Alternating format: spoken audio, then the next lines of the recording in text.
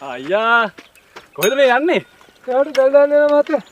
දැන් අපි සංචාරකයෝ තුන් දෙනෙක් බොසා. ඉතින් මරගෙන අපි හරි ආසයි කැලෑවල් වල ඇවිදින්න. ඇවිදින්නද? ඒත් අපි මේ කැලෑව ගැන දන්නේ නැහනේ. හා බොසා දන්නවද මේ කැලේ ගැන? නැතුව මං ගෙදරට වැඩි මේ කැලේ ඉන්නේ මහත්තයා. මේ ඉන්නේ මෑන්. බොසා දැකලා නැද්ද මේ හරියේ ගල්වල ඇඳලා තියෙන චිත්‍ර මොන හරි සලකුණු ඒ වගේ දේවල්?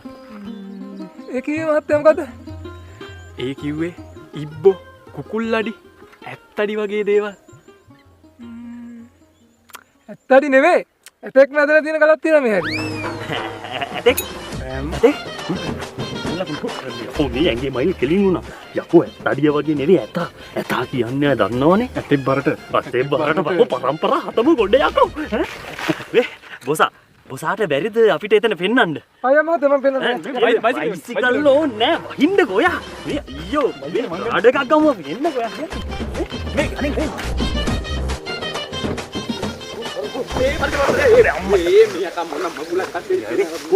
බොසා මට දිරිගෙන කොහෙද තියෙන දුර යන්න අර තියෙන මහත්තයා මං කියමු සලකුණ.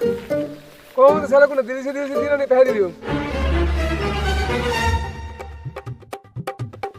හතට කතිරේ උපාලි දින යකෝ මේ ඡන්ද ලකුණක් නේ. මං ඕකනේ උඹට කිව්වේ ගමේ ගොඩේ උඹ බුල ගහනවා කියලා. බුල නෙවෙයි. එක්ක මුට බුල නැත්තම් දෝදු නැත්තම් මුට ට්‍රැක් එකේ ක්‍රැක් වර්ෂන් එකක් තියෙනවා. ඉතින් මහත්තයලා කිව්වේ ගල ගඳපු සලකුණක් කියන්නේ. ඔය තියෙන ලස්සනද? මොඩ යකක් යමන් කාලේ වන්නද. යම්මත් යම් මහත්තයා පාලයා යන්න බුල ගහලා මෙතන කාලෙත් කාලේ මෙතන තව එනවා රින් ගන්න ඵලයක්. අනේ මන්ද ගල්ල ගඳපු සලකුණු කියලා ඉතින් ඔය ලස්සන දිලිසි තියෙන සලකුණු.